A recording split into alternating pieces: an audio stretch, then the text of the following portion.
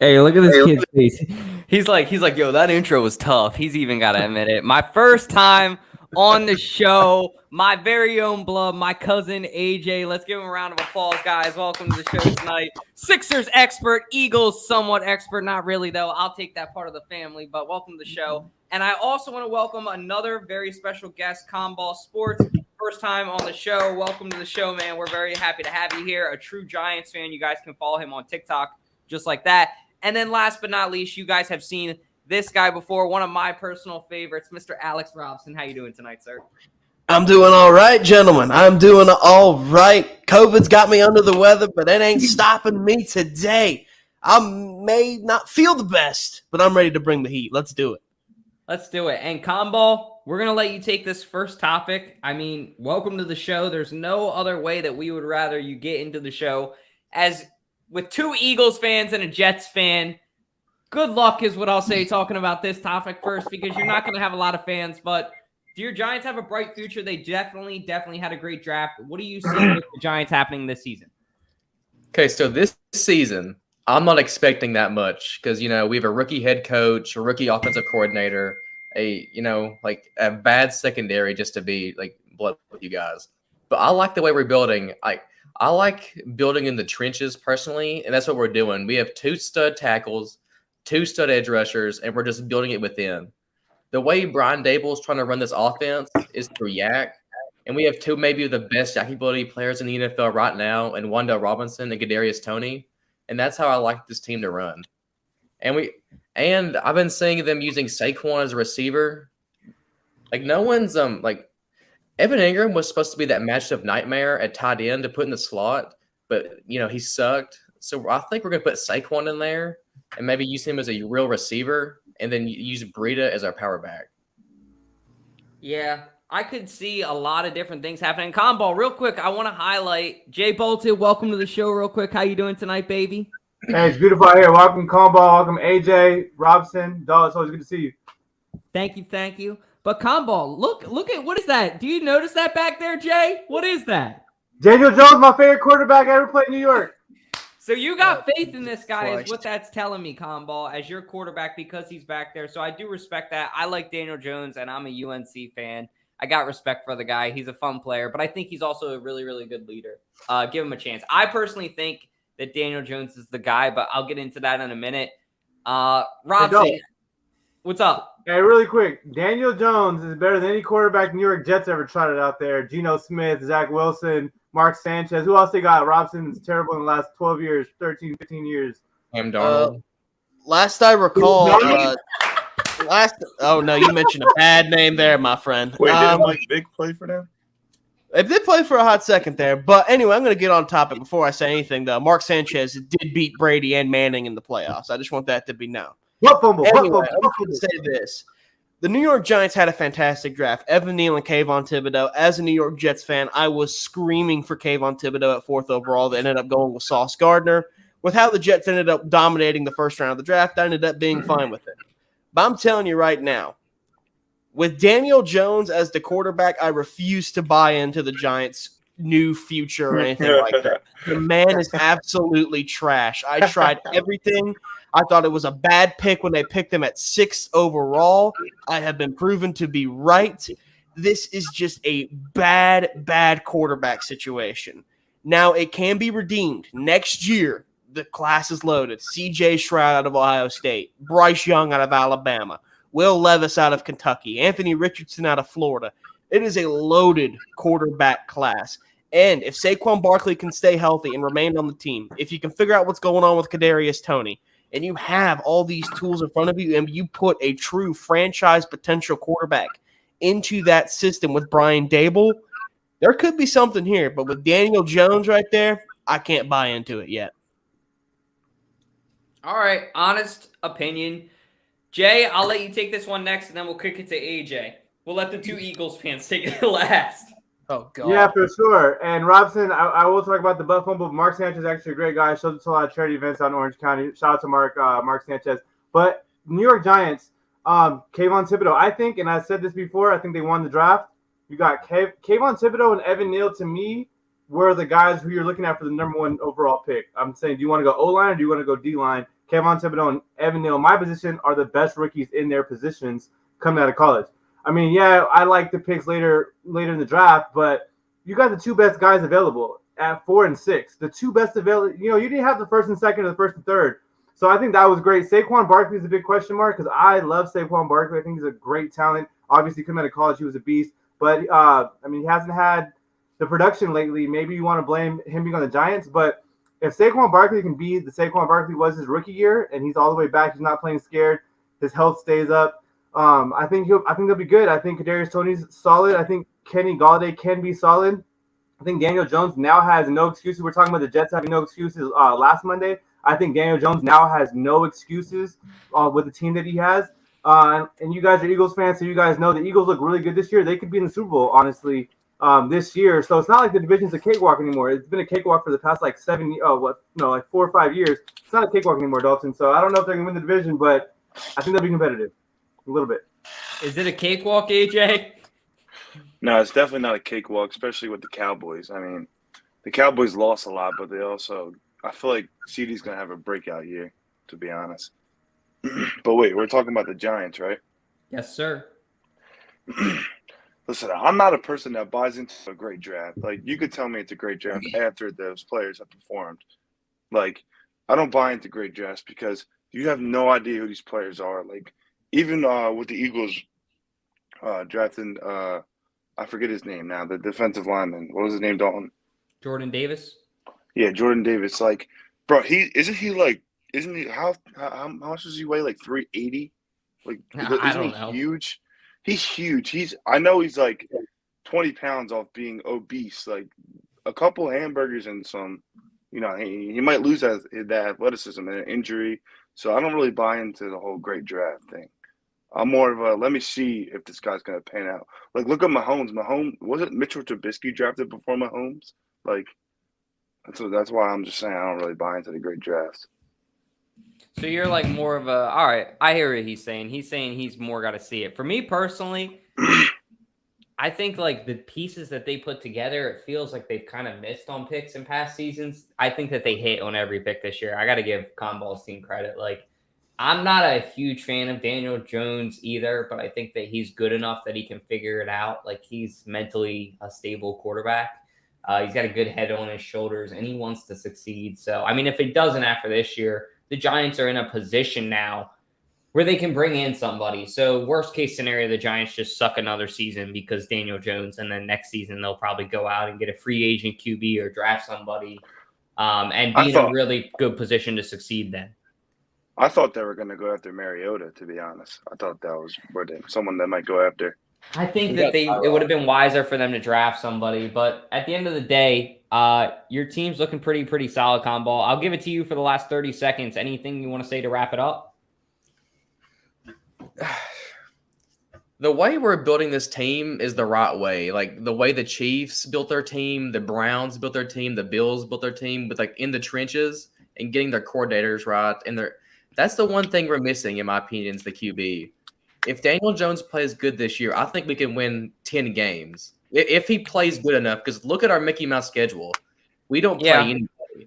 If Daniel Jones plays up to par, we can legitimately win 10 games. No, I hear that. You guys definitely have an easy schedule like we do too. I'll kick this next topic first to one of our NBA experts, I guess. I don't know. Is that another Gurus? No. Guru. All right. This guy gets fired. These are the past 4 seasons and how they resulted. I'll put that up on the screen real quick. They lost basically in the Western Conference first round 3 of the seasons and then in the semis 2 years ago. You think that has to do with why the coach left or another reason? Me? Yeah, you're on the screen. So listen, I'm a huge fan of Quinn Snyder. What he's done with that team, and really, if you think about it, a lot of those first round exits were unlucky. Donovan Mitchell in the bubble played out of his mind. He averaged like 35 points per game in that first round series, and he lost on Jamal Murray just going crazy. And they also played a lot of good teams. Like I think the one year they played the Warriors, which we all know who the Warriors are. They played the Clippers. They played the Nuggets. Like a lot of good teams filled with a lot of good players. And I think Quinn Snyder is a little underrated for what he's done. And he also, if you think about it, he's also had to work with what he's got. I mean, he doesn't have a lot of athletic players. That's something that a lot of teams need for defensive purposes. Even though he's got that anchor, Rudy Gobert, if he gets switched out on the perimeter, it's kind of like the possessions defensively is over if Rudy Gobert is on the perimeter. And I think this guy's going to land a job somewhere else, and I think the Jazz are in trouble because I think those stars went out. Philly, get Doc Rivers out. Anyway, that's my opinion. Conball, what do you think? Well, I wouldn't really blame Quinn Snyder because he's never had, except for the Clippers series last year when Kawhi Leonard got hurt, he never had the best overall team in the playoffs. Except, like, if it doesn't come down to injuries, he's been undermatched in every series because Utah isn't like a big name like destination for free agents to come. So they have to draft well every year. Like, it's not, they also they also lost their best player and still managed to win a lot of games the next year. Like, you shouldn't expect a guy like Quinn Snyder to come to an organization that they have to hit on every single pick and want them to win. That's why these small market teams like San Antonio have to draft well every year to be like consistently good. Because like the teams like the Lakers and the Heat and like the Sixers they can just trade or people want to go to them. No one wants to go play in Utah with Rudy Gobert and Donovan Mitchell. Like, I don't blame Quinn Snyder for getting out of there. He should have left earlier to try to get that Lakers job, in my opinion. But I mean, I don't really see like why Quinn. I saw something where Quinn Snyder might be the heir for Greg Popovich if he like decides to retire soon, because he was like one of Popovich's disciples. That could be something that happens pretty soon. Robson? Well, with Quinn Snyder, it is kind of an issue for me where when it comes to these series, I know they have not been the best team on the court most of those, if any of those times at all. But if you are if you're a coach in the NBA, you make it to that level in the Western Conference of all. If you're in the East, that's a different story. But if you're in the West, I think if you make the playoffs, you should be a good basketball team no matter what, and you should be able to compete no matter what. Quinn Snyder hasn't done that yet. I called him Dan Snyder, I think, by accident, but we're going to forget about that. But Quinn Snyder, I think that this is the right move for him leaving because I think either way, the stars are going to leave. Gobert, I don't know where he's going to go, but I'm telling you right now, Donovan Mitchell going to be a New York Knick, ladies and gentlemen. They're going to put that package together, and he's going to be a New York Knick. Pairing him with R.J. Barrett, pairing him with Julius Randle, pairing him with Mitchell Robinson. That's going to be a fun team, in my opinion. So wait, I don't know what the package would be. Wait, I'm looking forward to seeing it. You think that the Knicks could keep Julius Randle, even if they were trade for Donovan Mitchell? They would have to give up R.J. Barrett. They would have to get Donovan Mitchell. I don't think that's necessarily true. We've seen it in the NBA where stars can force their way out no matter what. And this is the New York Knicks we're talking about. They'll figure out a way. They'll trade all their draft picks. They suck at drafting anyway. They will trade future assets. They do not care. They will find a way to land another star with R.J. Barrett and with Julius Randle.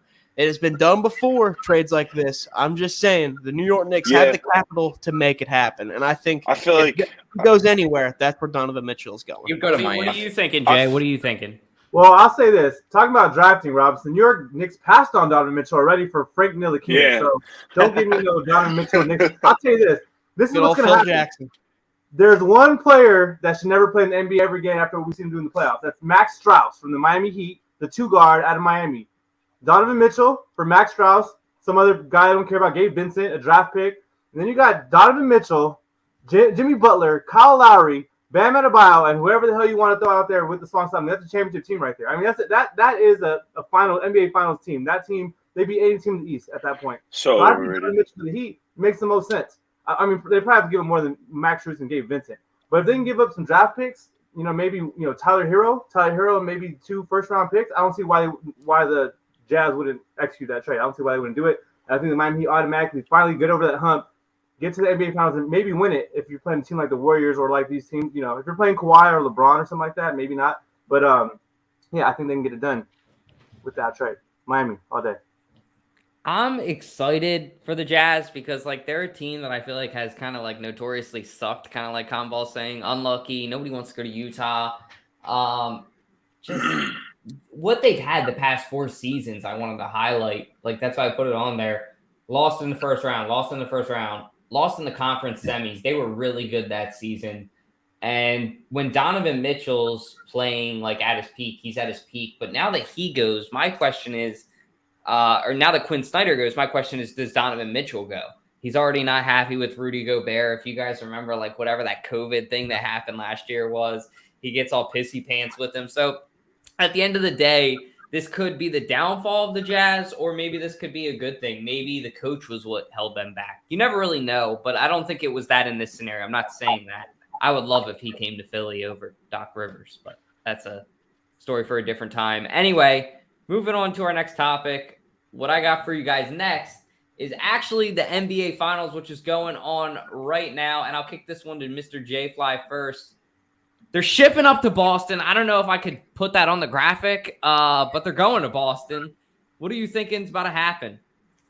Well, this has been, to me, the most unpredictable NBA Finals so far. Game 1, the Warriors forgot how to play defense. Game 2, the Celtics forgot how to play defense. So now I'm really confused on who's going to forget and remember to play defense in Game 3, because that's really been the difference. Is one game you have nonstop Celtics wide open for 3. You have Al Horford open for 3 every possession. You have Peyton Pritchard open for 3 when he's in. You have the whole team, Jaylen Brown's open. And then the next game, it's the opposite. You have Curry open for 3 all the game. You have Jordan Poole was open so many times. So it's like, if both teams play defense, I really hope the Warriors can win the game. But I have no analyst for this. All I see when I'm watching this game is one team just completely giving up, and then the other team just completely just not showing up. So whoever decides to show up is going to win the game. And I don't know. It's been like that for the playoffs too. We've seen the Suns and Mavericks. It's kind of the same thing. Sometimes the Mavericks didn't show up. The Suns didn't show up in Game 7. That was the difference there. So I think I have to give the edge to the Warriors, because I don't know why they didn't show up in Game 1 at home. But I don't think they're going to do that again, because they've been in the finals. Draymond Green's been in the finals multiple times. Steph Curry's been in the finals. Klay Thompson. That core has won championships. The Celtics, they don't have any finals experience, so maybe they didn't show up because they just fell under the pressure, and maybe that's going to be the story for the next 4 games. I think it goes to 7 somehow. I don't know why. I don't know how. It makes no sense, but I think it goes to 7. I'm going to have Warriors in 7 winning it at home. But I don't know. It's a crazy series.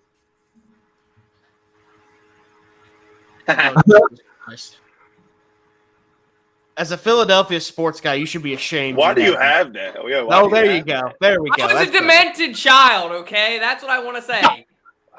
I really want to know why you have that. Demented child. I have emotions. Let me get them out, okay? Wait, you have dementia? Anyway, at the end of the day, I don't want to see the Celtics, and you can click that button. Anyway, at the end of the day, I want to see the Celtics win. Not really, though. I like their players. I just don't like them as a franchise. They've won so many. The Warriors have won 12. I think that the Celtics have won 23. So at the end of the day, I'm just excited. 23. Yeah, I think that 17. 17. Yeah, Lakers and Celtics are tied at 17. Wow, 23. that's a lot. So I guess what are the Warriors at 12? No, I think 4. Yeah. All right. Anyway, I got 20 seconds. Let me keep going. It doesn't fucking matter. The point is, at the end of the day, what I'm trying to say is I love Draymond Green. He's out there playing fucking football. He's not getting called for fouls. I did watch a little bit of that game last night. I'm really excited to see my guy, Steph Curry, who's one of my favorite players growing up in the NBA, go get another ring. Aisha, I love you. Steph, I love you. Riley, I love you. I love the whole family. It's a great thing. And the Curry family. Be careful what you say about that one. Nah, I love their whole family. You're going fast. Don't worry about it. They are the perfect family. So I love Steph Curry as a person. I think that he's a great dad. He's a great role model. And I want to see him go get another ring. That's all I got to say. You guys are all taking that out of context like weirdos over there. It's all right, y'all. Time goes by fast. Don't worry about it. Who's next up? Whoever you put up. Who hasn't gone yet? Put your hand up. Okay, AJ, we'll just let this get out of here now anyway. The bull in the china shop. I know you're rooting for Boston. Yeah, I am, and I do love Steph Curry too, but I love my twin Jason Tatum and I love Marcus Smart. Bro, Marcus Smart is a demon on the defensive end. Bro, turn in your Sixers jersey right now if you're rooting for the Celtics. Bro, we've seen the Warriors win. They've been to 6 out of the past 8 finals. They've won 3 of them. I'm tired of the Warriors winning. Get them out of here. I want to see Boston win one. They haven't won one since 2008. and I really want to see Jason Tatum get his first ring. And their defense, I think their defense is the best ever. Like, they have the best ever defense in the playoffs. Whoa, Are you burning that? now. Stop. No, I'm Stop. fucking with you guys. That's what. Jason, Don't commit arson. here's a stat for you. Jason Tatum and Jaylen Brown are, I think, 8-2 in their first 10 playoff series together. Scottie Pippen and Michael Jordan were 8-2 in their first 10 playoff series together. And the season they went 8-2 or whatever it was, they won their first championship. So if they win this next championship, they could be the next Gotti and MJ. Never know. The difference is Tatum isn't MJ. On that note, Combo, you want to take it next? Sure. I mean, I don't think Boston's necessarily like that good. Like, they're good defensively, but they have like the worst defensive player of the year of all time, and Marcus Smart. Horford's iffy. If Golden State gets out and running, Boston can't stop them. They're not quick enough to match Curry. And everybody says Draymond is that like acts like the big tough guy, but he actually is the tough guy. Marcus Smart is that fake tough guy. You see what happens when Draymond gets in their faces and actually like tries to fight them. They all back away. Draymond is the enforcer that I wish every NBA team had. It just makes the game so much more fun to watch. We saw Draymond like lock down Jason Tatum in the first game. Why can't he do it again in Boston? When's the last time Tatum had 2 back-to-back good games in the playoffs? He didn't against Miami. He had a couple of duds against the Bucks. Had a couple against the Nets. Why not one more in Boston? I mean, I wouldn't be surprised if the Golden State Warriors win this thing in 5. Really? Okay. Damn. Okay. Have you taken it yet, Robson? I have not yet. I was being patient. Kind sir, take away. I'm thinking that the Warriors are the team easily that's going to win this series. Maybe not in 5. I maybe give them in 6 because I think Boston could steal another one. But I'm sorry, Boston's not going to have a repeat half of what they did in Game 1. That's not going to happen again. Steve Kerr is one of the best coaches that makes adjustments in the game, in my opinion. When it comes down to it, when he makes an adjustment, when he sees an issue, he makes an adjustment for it. And he's done that since he's been the Warriors coach, in my opinion. It is not – I'm sorry to say it, but Boston just doesn't have it in terms of offense. I think Jason Tatum is tendency to be just the one-man show. Yes, I know Al Horford did amazing in Game 1. How often is that going to happen again? Jaylen Brown, I think he's kind of a liability at times on offense. Jason Tatum is the only guy that I could look in the eye and say, I want you to score for me. And that's the only guy in Boston I would genuinely have confidence in going out there and getting. What about Jaylen Brown? I just said I think he's inconsistent and a bit of a liability. I think he's a great defensive player, but I'm not a huge fan of him offensively. But I'm going to go ahead and say that the Warriors win this, if not in 5, give me 6. I think they're just too fast. They have too good of an offense, and give me the Warriors. Wow.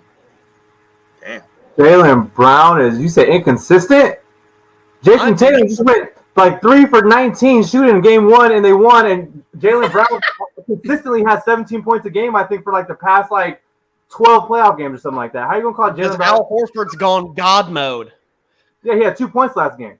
I think you guys Jaylen Brown's probably the only player on the underrating. team that consistently scores in double figures every single game. Yeah, Like, but Jaylen Brown also gets like 6 turnovers a game, like 6 or 7 turnovers So consistently. does Luka. Everyone loves Luka, though. Trae Young has like 10 games. Trae Young has more turnovers than points in some games. I mean, people love him. Everybody loves Luka, but I think he averages 6 turnovers a game, actually. James Harden, who I love, is like leads the league in turnovers like every The year. difference between Luka and Harden and from Jaylen Brown is they have like an all-time usage rates compared to Jaylen Brown, who doesn't have the ball as much. That is true, though. I give him that. I do give you that. But the Celtics shouldn't be here anyway, in my Yeah, opinion. but that's good. You want that. You want a player to score 20 points on low usage rate. Why wouldn't you want that? Yeah, but Jaylen Brown is more. He's more He's a efficient. low maintenance star. He's more efficient. Yeah, he's more efficient than he plays off the. Actually, I'll tell you, he'll cut. He'll make a cut. He'll read the floor, make a cut to get somebody open, and that's something that you don't see a lot with players that are star players. A lot of times, star players just want to get the ball and do Yeah, work. Steph Curry's good at that too, cutting off balls. Steph Curry's very good at that too. Exactly. Yeah, That's yeah. why Klay Thompson's so those guys, successful. Klay Thompson too. Yeah. Yeah, they're both good at it. Yeah, and Jason Tatum and Jaylen Brown complement each other so well. I agree with that. And the turnover thing, Combo, you do have a point there with the turnover thing. I know we're going to get to Zeke Elliott right now, but you have a point there. But then you also got like the other side. He's super efficient without getting the ball too much either. So it goes both ways. But yeah, I respect it. But I will say this. I know we're talking about Zeke. Does Zeke have something to prove? I don't think he does. And I've been saying this for 2 years now. No, I've been saying it for 2 years. First of all, Zeke's overpaid. So there's nothing to prove. Yeah, he knows he's overpaid. You got to prove that contract. He's already proved he's overpaid. So he don't got nothing to prove in my opinion. What do you want to play worse? So I've been saying for the past 2 years, he got overpaid. Tony Pollard, I thought was equal or better than him 2 years ago. And I think last year he's a better running back last year than he is. And this year he should be the feature back in my opinion. Zeke he was great in his prime. I think they paid him for what he did in the past, not for what he was going to do now and in the future. And that's fine. It's not fine for Cowboys fans. It's not fine for me if I was a Cowboys fan. But, give the man his money. He had some good seasons before. In fantasy football, I think his ADP is like at 47 now. I think I've seen him go like 65. Like, no one believes in this guy anymore. Dalton knows. I've been saying this. I know Mike on the mic, NFL Mike, Tony, those guys know. I've been saying this for over a year, for sure like 2 years, that Zeke is done. I don't want to say he's done. He's not washed. He's just not a top 10 running back anymore. So no, he's washed. He's fucking washed as shit. Everybody in Dallas knows it. Everybody in Philly knows it. Tony Pollard is that fucking guy. So at the end of the day, I'm really, really excited to see Zeke get his ass kicked and then see where Zeke goes, because then Zeke's going to have something to prove. Zeke's going to go to like a team that is going to use him as like a kind of like a halfback one, but like what Todd Gurley was in Atlanta, like that kind of a halfback one. You know what I mean? Where it's like you play 13 downs and you run on first down and you get 60 yards and a touchdown, but it's not something to prove, Zeke. I don't think you're ever going to be an 1,000-yard rusher again. The Cowboys line isn't what it was. You aren't what you were. Dak's fucking kneeing it out in a playoff game against fucking Jimmy G at home. Cowboys are not going to be as good as they were this year. And I'm biased as an Eagles fan for saying that. But at the end of the day, I think Zeke's past his prime, and everybody knows it's Tony Pollard, and that's what it is. What do you think, Robson? I find it funny that everyone's saying he's past his prime. He's still only 26. But that doesn't mean I have that doesn't mean I don't have a different opinion, though. I do think Ezekiel Elliott has something to prove that he's actually worth the money he's getting paid. But Zeke Elliott is a prime example of why you don't pay for running back. You just get him while they have him for a little bit, and then you just draft a new one or sign a younger one. You just don't pay running back anymore because the offensive line is what makes most running backs. And look at this offensive line. Since it has been starting on the decline since Zeke got there, Zeke's numbers have gone down significantly every single year. As the older this offensive line's got, so has Zeke's production. It just keeps going down. I don't think that's going to change. I think Zeke Elliott needs to move on. Tony Pollard, I agree. I think he needs to be running back one moving into the future. If not this season, maybe halfway through at the end of the season or just next season, I don't know. But Dallas needs to find a way to get out of this contract as soon as possible because I just don't see him getting better. I just see him getting worse and worse and worse, especially now that the NFC East is just continuing to improve defensive lines. Jordan Davis for Philadelphia, Kayvon Thibodeau for the Giants. Like the defenses are getting better, and the offensive line is just going to keep getting older for Dallas. And so Zeke numbers will continue to go down. I hear that. What are you thinking, AJ? Yeah, I think Zeke's washed. I think Pollard should have been the number one last year. Even in fantasy, Pollard was good, and he wasn't getting as many touches, I feel like. But I think Zeke's going to go somewhere and have that Kareem Hunt type of role where, they're on the 5-yard line and they just hand it off to a bull and he just kind of bulls his way in or whatever the case may be. But I think Zeke's washed, and I think I don't know. I didn't ever think he was that good anyway. Like people have been saying this exact question for 2 seasons now. Like, when is it ever going to be like, yeah, we got to move on from this guy? And this ties back into the Eagles. This is something I like about Howie. Whenever there is a bad contract, he always finds a way to push it down the road or restructure it and keep that player and get a new player or stuff like that. And that's why I think Zeke's washed, and kind of ties back into the Eagles and how Howie Roseman's underrated too. Good take. Combo? So yeah, obviously Zeke is washed. He's terrible. He's fat and slow. But this is like a bigger issue for the Cowboys. They've been doing this for years. Jerry Jones gets his boys that he gets in the draft. That's obviously not worth the money, but he gives them the money just to support them. He's been doing this for years. Like the Cowboys fans are used to this. They're used to a player playing good for their first couple seasons, overpaying them, regretting it for 5 years, and can't do anything because Jerry Jones is too loyal.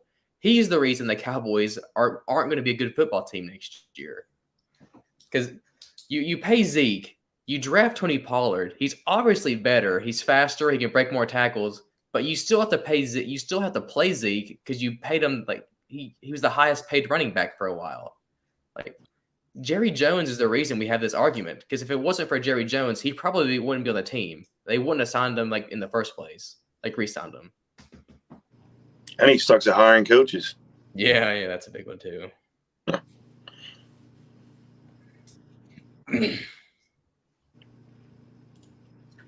You're muted, Alt. Jesus Christ. Oh, sorry. I was watching my audio.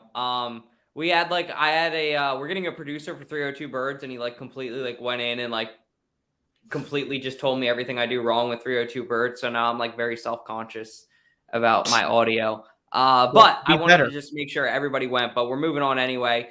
I'll take this one first because you guys know why? Because I'm fucking ready. I'm always fucking ready for what's QB next. controversy. We're talking about Carson fucking Wentz, baby. He's fucking gone. Fuck that motherfucker. And I think Sam Howell's going to fucking take his job. That's why I got on under it the Carolina fucking Blue, baby. Because Sam Howell's coming for your job, Carson. And I'm really excited to see it. I'm really excited to see kind of what the Commanders are going to build. It'll be nice to have some more competition in the division again. No offense to the Giants or Washington Comball and any Washington fans watching. It hasn't been, what it was 10 years ago for the past 5 years, for the past 10 years. So especially when Washington won, I think it was 2015 or 2014. That was the last time that they won the division. The last time the Giants won, I don't even know. That might have been like 2011, 2012. They had that season where they went 13-3, but the Cowboys won that year. I think that was like when they had to do. Anyway, the point is, 2016. At the end of the day, I really, really like Kenny Pickett too. Kenny Pickett, I think, is going to win the job. I don't know if it's going to be week 1 or not. I think Kenny Pickett's it's going to take some time for the Steelers to admit to themselves that, hey, this guy's ready and he's better than fucking money bitch. So put in Kenny Pickett, put in Sam Howell, roll with the young gunslingers. If I'm Washington, I'm seeing what I have with Carson Wentz, but Carson Wentz is one of those QBs that's going to start out 3-0 and then you're going to just collapse in the rest of the season. And I know AJ can attest to that. What are you thinking about this, AJ? I'll take it next. I just can't wait till he comes to the link. Honestly, it's gonna be a good time. Honestly, when he comes to the link, and our secondary is pretty good right now. But yeah, Wentz is. I thought he was good last year. I liked Wentz last year. I really did. But at the same time, you look at a lot of his numbers, and really, I think he just really benefited from having Jonathan Taylor, and and when Wentz was in Philly, he wasn't real big on dumping it off to the running back, but. I guess because he had Jonathan Taylor, he kind of had to. But, yeah, I don't know if I like Sam Howell, but I do think that Wentz will be okay for them, but not the answer at all. And I like Kenny Pickett a lot too, but like I said, there's a reason why these guys weren't drafted very high for teams that needed quarterbacks like the Giants and other teams of that nature. The Lions need a quarterback. Like, there's a reason why these guys weren't drafted because I don't think they're going to be that good. And maybe they'll prove me wrong, but I like Carson Wentz where he's at, and I think Mitch Trubisky will be fine. Yeah. Not the answer they need, but serviceable quarterbacks, I guess you would say. Combo? So for the Commanders thing, who really fucking cares who's starting? They're both awful. Like, they're debating between Carson Wentz, who lost to the Jaguars to clinch the playoffs last year, got destroyed by the Jacksonville Jaguars, and who's been a shell of himself since 2017, and a 5th-round rookie in Sam Howell. Like, I don't see what people see in either one of them. And it's not like they have an offensive guru to save them. They have Ron Rivera, who's debatably one of the top bottom 12 coaches in football right now. So, like, I don't really care about the Commanders, if I'm being honest. I would just start Wentz because I don't see anything in Howell. And for the Steelers, I mean, I would have drafted Malik Willis personally and sat him for a year. But you drafted Kenny Pickett. You drafted him in the first round when you probably could have got him in the second or the third. You might as well start him over Mitch Trubisky week 1 because Kenny Pickett's the most pro-ready right now anyway. So, like, Facts. It's not like you're making the playoffs anyway if you're Pittsburgh. He's the most pro-ready, but is he pro-ready? He might be the most pro-ready. Yeah. It doesn't help that the QB class sucks. Yeah, that was Pittsburgh's not making it anyway because they're in the AFC, so who really cares? Robson?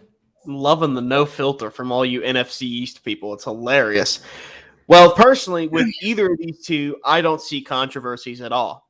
If you're the Commanders, start Wentz. I understand you Philadelphia fans are all salty that he left you guys, but you only have yourselves to blame. Doug Peterson and your franchise screwed him after that injury. You failed to give him an offensive line. His weapons were straight garbage. What could he have done? I know last year, completely unserviceable. I understand that. That's completely inexcusable last season, losing to the Jags the last week. But the Colts have had some curse against the Jaguars the last week of the season for how long now? They keep losing to them on the road. It's inexplicable, but it's just one of those things. That's a weird division. And then with Kenny Pickett, if he is not the starter, then the Steelers have already messed up. Because if your first-round quarterback cannot start over one of the biggest busts in recent memory, then you already have messed up. I'm sorry to say that. But I actually personally am a little bit more of a believer in Kenny Pickett than Malik Willis, although I think Malik Willis has a significantly higher ceiling. I do think when it comes to the lowest floor, Malik Willis beats out Kenny Pickett by a mile because I think Kenny Pickett has a pretty high floor, just a serviceable quarterback, but also I could see him having probably the lowest ceiling of the two. But personally, I think you start Carson Wentz over Sam Howell because if you really start a fifth-round rookie quarterback that did nothing but get worse in the regular season at UNC, then you already have an issue already there. And Kenny Pickett should start over Mitchell Trubisky easily. Neither of these teams are making the playoffs, but that's my opinion with these two guys.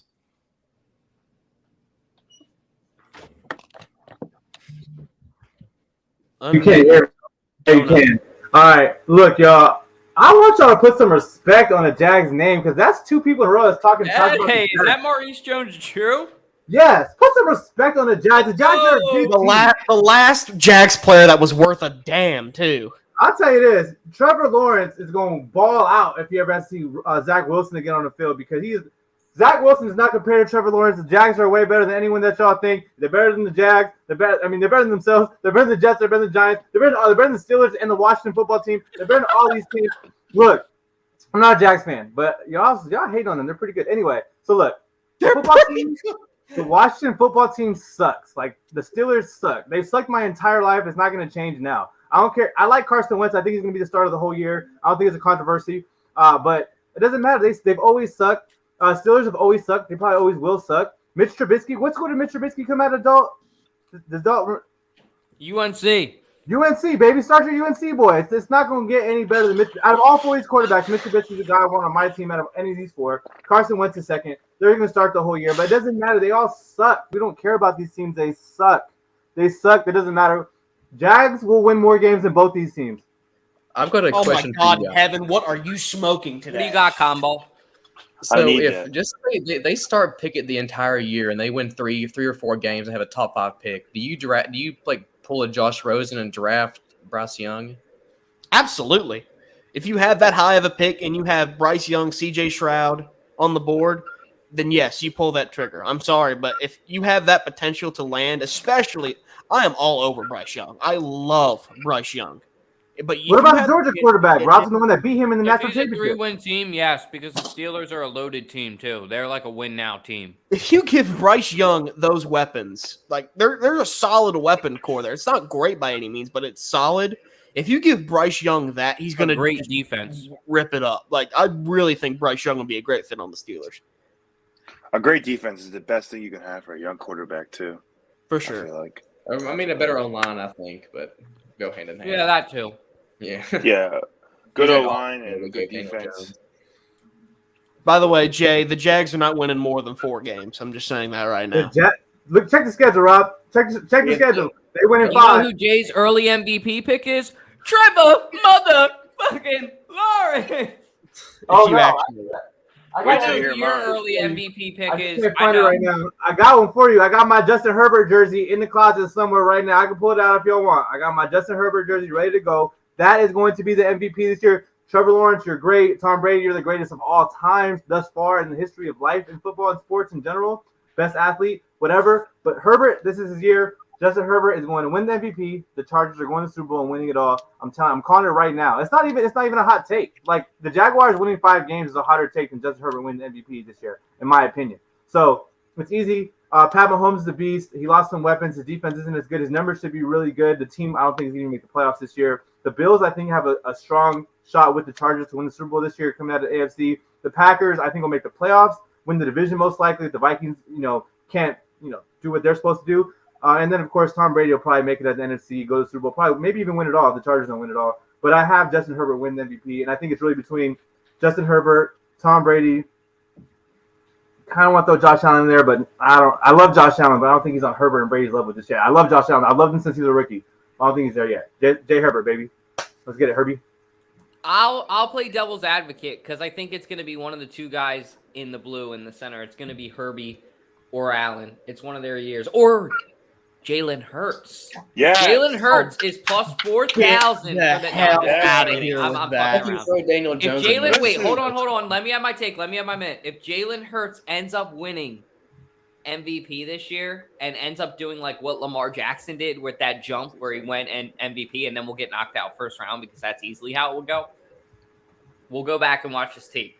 But in all seriousness, who I'm actually picking is Josh Allen. I think it's his year. I think that the people will vote him. I think that they're going to go out. They're going to have a really good year. As Patrick Mahomes, his buddy said, his worst enemy is a coin toss. And in that division, they should easily win the division. I think that they're probably the best team in the AFC right now, considering where they're at, where they can be at with their record.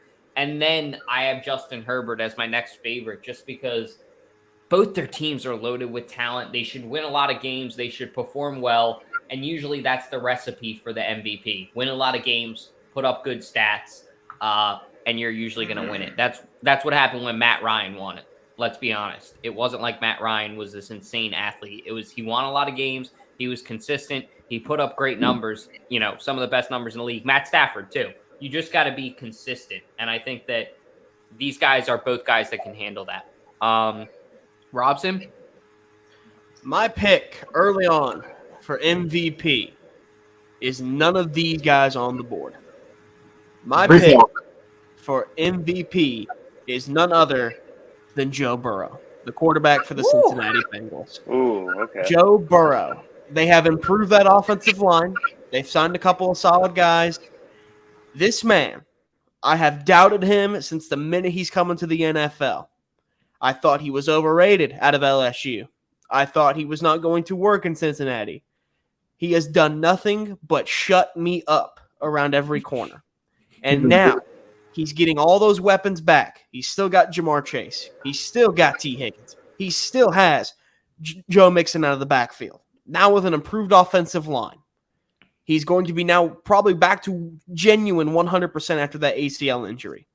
This man thrives off of doubt. I've seen it before. I think Joe Burrow comes into this season wanting nothing more than to get back to the Super Bowl. And I think he could do it, but I definitely think he's taking home the MVP hardware. I think it's going to be close between him and Herbert, but I'm going to give the edge to Joe Burrow. He's on the Bengals train, Jay. He's on. No, let me tell you something, Robson. And we know we called the Bengals the Super Bowl early in the season last year. And you say Joe Burrow's been shutting you up. He's going to shut you up again, dog. He's not going to even be top 3 in MVP voting this year. Sorry to tell you.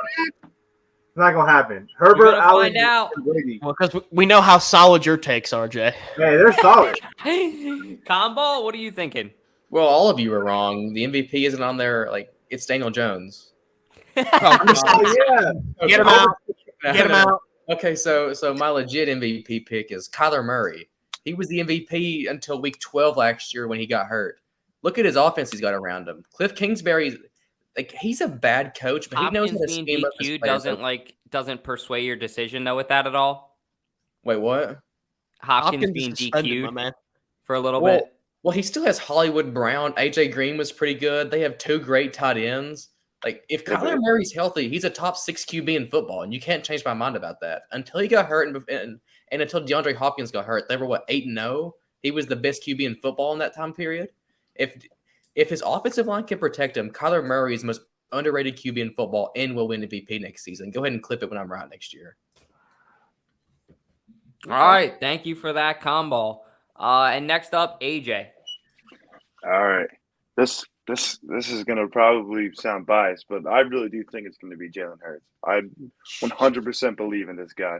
He's worked out with Tom Brady. He's worked out with the guy that trained Josh Allen. His numbers are almost identical to Lamar Jackson's. Like, this guy has everything put in place for him, too. He's got I would say, the best wide receiver core in his division, the best offensive line in football. He's got the legs, and his arm's iffy, but if he really did put in that work this offseason, I think that arm is going to be good. He's got the running backs. I think Sirianni's going to be fine. I think Gannon's going to be fine. And I think this team's going to win 13 games, and Hurts will be the MVP of the league. I think he's going to be – they also have the best rushing offense in the NFL too, so that might help him out as well to take some pressure off of him.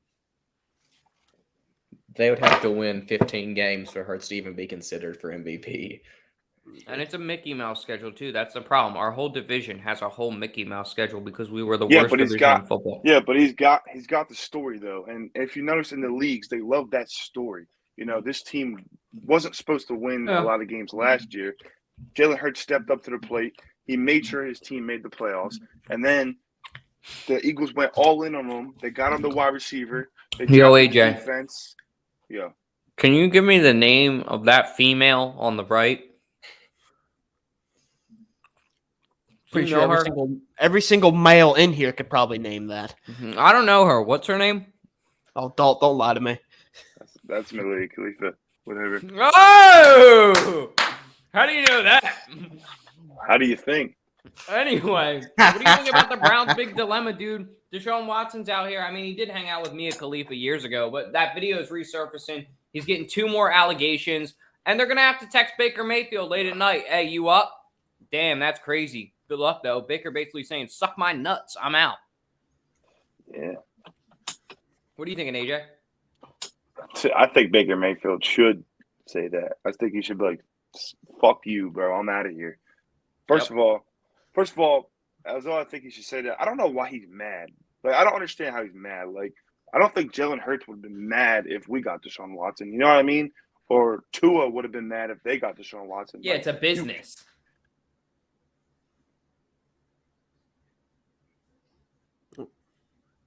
Your audio just cut out. We'll come back to you. And you're going to say he cut out too. It's all good. We'll add him back in 1 minute. His audio cut out. It'll reset. Anyway, Comball, what are you thinking? I mean, Deshaun Watson's out here fucking around, and Baker Mayfield, was their guy, and now they're fucking him over. Well, I mean, Baker should just say, fuck you to the Browns and not play for him again. But I went on record I've said this on TikTok multiple times. If Deshaun can play, they're my Super Bowl pick. That's how good Deshaun Watson is.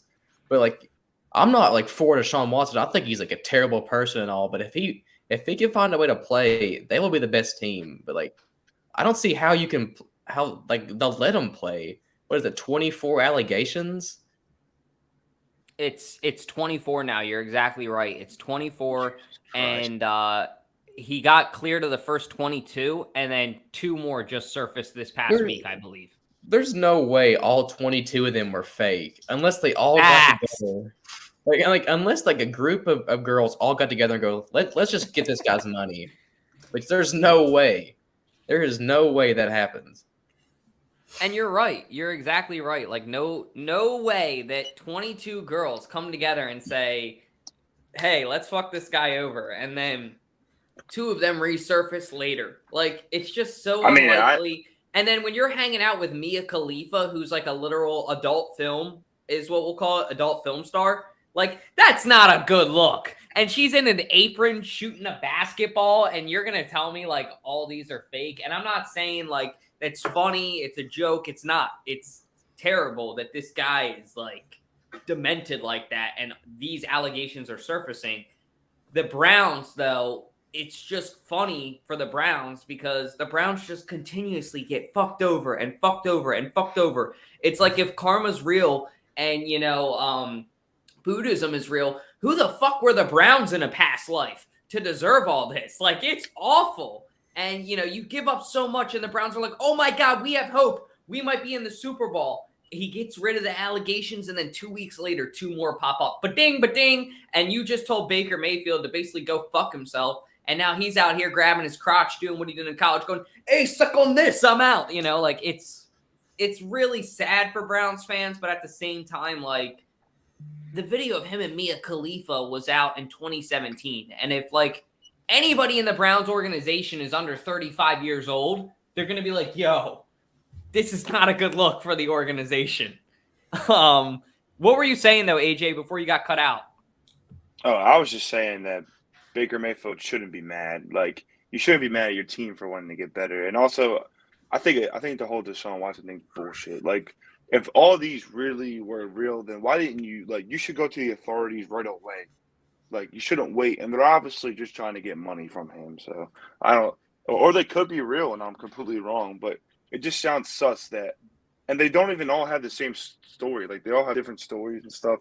It just doesn't sound legit.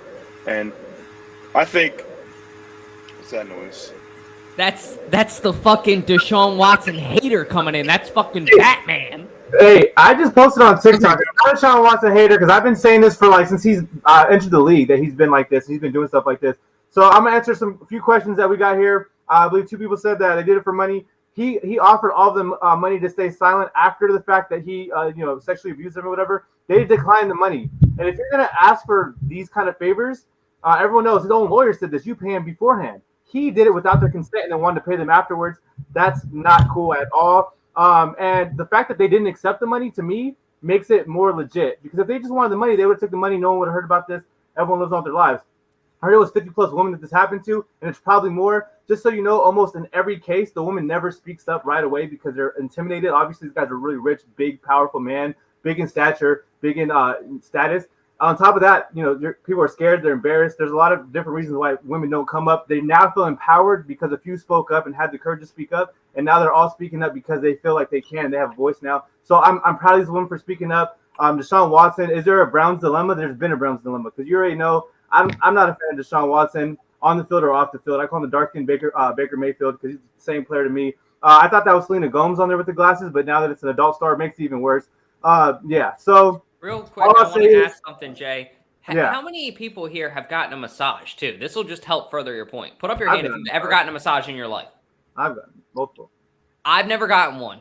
My question is, why is Deshaun Watson getting them so often? And I wonder if Deshaun Watson walks into a place and if, like, a dude, walks up and he's like, yo, I'm out. I actually don't need this massage now. I do that. I always say I don't want a dude. Well, no, but just so you guys know, I don't know if you guys know this, but Deshaun Watson wasn't just going into massage parlors. He was finding masseuses on Instagram, like the hottest ones he could find, and DMing them. You know what I'm saying? So it wasn't like, it's not like, oh, my shoulder hurts, let me go to a massage parlor. Like, he's finding girls. He's handpicking them. Who am I going to assault today? You. Like, it's just weird behavior. What are you thinking, Robson? Well, I live by a code when it comes to my content. I don't really like to talk about this kind of stuff, that hardcore stuff about it anyway, because I like to talk about sports. But there is a sports part about this stuff. This is about Deshaun Watson if the Browns have a big dilemma. I think they do. But I have a problem about Baker Mayfield. What the hell have you done to deserve to get all pissy about the Browns kicking you out? You were absolutely garbage these past 2 years. You were great your rookie year. You have dipped down since. You're absolutely awful. You're more worried about your progressive commercials than you are about getting better on the football field. You have no right to get all upset that they replace you with, in prospect anyway, a far better quarterback. Remember the last time we saw Deshaun Watson play, he was a top-tier quarterback. He was one of the best in the league. Now all these legal issues come up and all that kind of stuff like that. And like I said, I'll talk about that on another platform or something like that. But when it comes to talking sports, I just want to talk about that. So with Deshaun Watson, if he does get suspended, it's going to be Jacoby Brissett playing backup. It's not going to be Baker Mayfield because Baker Mayfield's already cast himself out of the Cleveland Browns shadow. He wants out. But the problem is nobody wants him because he's trash. So the Browns do have a big dilemma. Who is going to be playing quarterback for them? Because if these two allegations have already come out again, then already the Browns, he's probably going to get suspended this year, or at least until the allegations get pushed through, whatever the heck happens there. Again, I'm not going to be the guy that covers that kind of stuff, but we will see. But for the Browns, it's your own fault. You knew the liability taking a quarterback like this. Have fun, Cleveland. 4 wins, Robson. That's top tier quarterback for you. 4 wins last time Deshaun Watson played. Look at the weapons he had, and you shut your face with that. Mills had worse, and he got 4 last. He led the NFL in yards that season, buddy. All right, it wasn't his fault. Bill O'Brien was a dumbass. Bill O'Brien's way better. What are you thinking about the Browns dilemma, Comball? Already went. Oh, I'm sorry, my fault. Has everybody went with this? Yeah, but I want to add something. All right, to make it quick, honey. Just real quick. This is my take on teams like the Browns. We got They'll serious never- shit to talk about, all right? The Browns, the teams like the Nets, if they're a losing organization, they'll never be a winning organization, no matter the moves they make. That's just what I want to say. The Browns suck, the Steelers suck, the Commanders suck. I can't believe I just called them the Commanders. Like, I mean, some Lysol or whatever. But anyway, they all suck. Oh, boy. Here we go. The classic Commandos. Dalton random BS topic of the day. All right, Comball, what's the best ice cream flavor in your opinion? Go. Cookie dough. It's unmatched. Like, you can't beat cookie dough ice cream. Almost every girl I've dated love cookie dough, though. I will say that. I always get cookie dough for the girls, though. I mean, I'm saying you can like it too, Comball. I'm not calling you. I'm saying, like, it's a good pick. No, he just insulted you. I just want you to know that. If it wasn't an accident, Comball, it was an accident. I don't know. Anything you want to add, Comball, about cookie dough, or is that basically it? It's just hard to describe ice cream's textures. All right. Well, we kick it to Robson. Robson, don't talk about this. Can you give me more of an expertise answer? Because I'm going to get into my answer. Don't talk about you want the expert from the fat guy in the room? Is that it, Dalton? No, I just know you are authentic. I am authentic, and the absolute unmatched, for me personally, is Rocky Road, man.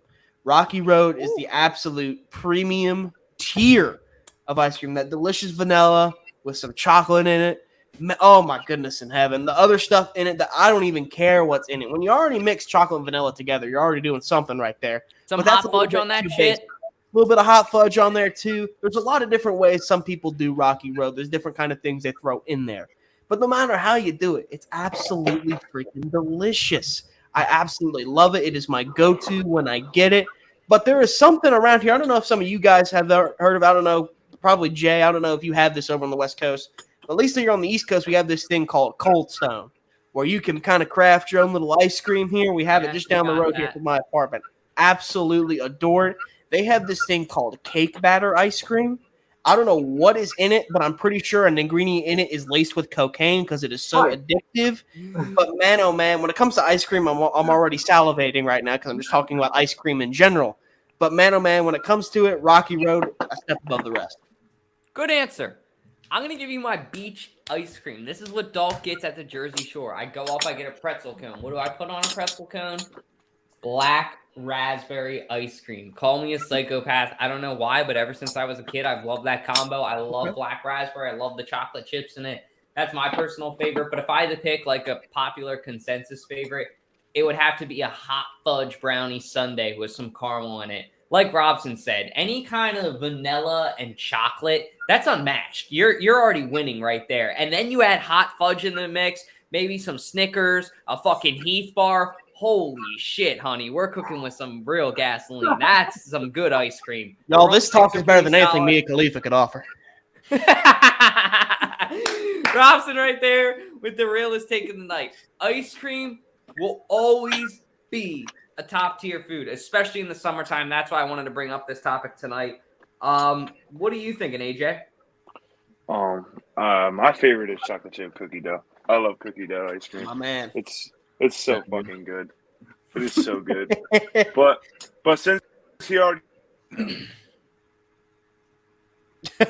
It's all gonna cut out. That's how good it was. It could have helped It's all right. We'll add him back. Anyway, Jay, what do you got for us? I do want to clarify Comball and AJ now. I just said that cookie dough is a good pick because those girls obviously have good taste. You know what I'm saying? They dated me. So I'm saying, like, cookie dough, they pick cookie dough. You probably have good taste. That's all I'm saying. You slipped them a roofie is what you did. I'm not Deshaun Watson. Anyway, so, I don't know. Debatable. I'll go ahead and say my favorite ice cream, because I don't really eat ice cream, honestly. I only eat one kind of ice cream. This is the only ice cream I eat. Maybe two, maybe sherbet. But the only ice cream I eat is lactose intolerant, lactate, dairy, vegan free, and all that garbage. Mint and chip. Oh my God! Dalton! The most fire ice cream ever. Let him have his point. Let him explain it, and then you can give him a rebuttal, Robson. Go ahead, Jay. I will tell you why it's the most fire. I'll tell you, even if I had to suffer through like intestinal pain because of it, I would still eat it. This is why. Because you have the nice texture, the nice flavor, and you got a little chewy, crunchy chocolate chips every now and then. So every bite, you know what I'm saying? It's a little bit of ice cream. It's a little bit of like chocolate chip that you can bite into, a little crunch and a little smooth texture. It's just a beautiful combination, and mint is just a great taste and flavor. Like, it's just the best ice cream. Nothing else can change my mind. But I'll let you go, Robson, because you just said, I don't know what's in cake batter. It's probably cake batter because it's in the name. But go ahead, Robson. No. I just want to state this. Dalton can back this up. Me and him, before the show, we're talking about this topic. And me and Dalton both agreed that you were going to give some basic white bitch answer. And I swear to God, the one I thought you would. White bitch answer. What is, I thought you said, I was getting ready to say it. If you said anything involving mint, I was going to hop on a plane from Radford, Virginia, straight to my and punch you in the face. Give you that sweet Georgia slap. That is such a basic white bitch answer. I don't eat ice cream, Robson. Do that again. Do that again, Jay. Do that thing with your hand. That WWE. Can you do the eyebrow? Okay, you did the eyebrow. I respect that. I respect the eyebrow. I can't get that down. I got the whole thing down, but I can't get the eyebrow. But still, I don't eat ice cream, Robson. So I don't have much options. This is what I eat. It's the only ice cream I eat besides a random sherbet when I go to Vegas. Outside of that, that's the only ice cream I eat. Is sherbet even considered ice cream? I don't know if it is. No. So I'll say, so mint chip is the only ice cream I eat. So you can't blame me for only being able to eat one ice cream and saying that's my favorite because nothing else. No, I can. Suck it up, Buttercup. Well, cake batter probably has cake batter in it, and cookie dough probably has cookie dough in it, Robson, just so you know. So now I gave you the secret ingredient of these ice creams. So there you go. I have no idea what's in them. I'm just telling you right now, it's addictive as hell. Every time I go, I get like this. I'm thinking I go in there every single time, and I'm like, you know what? I'm going to get something small. I get the biggest fucking size they have. I just can't help myself. Never going to be a skinny man. I put it in my freezer. I get it to go. That shit is fucking amazing. Cold Stone was a great answer.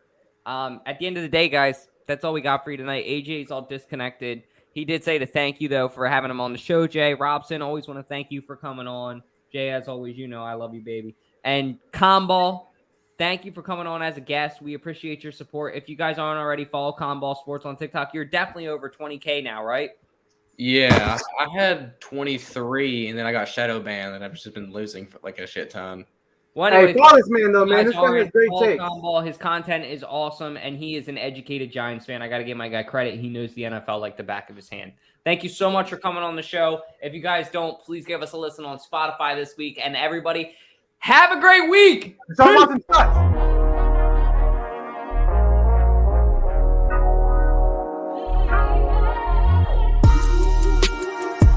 Deshaun Watson's trash. I agree with Jay. Have a good week, everybody.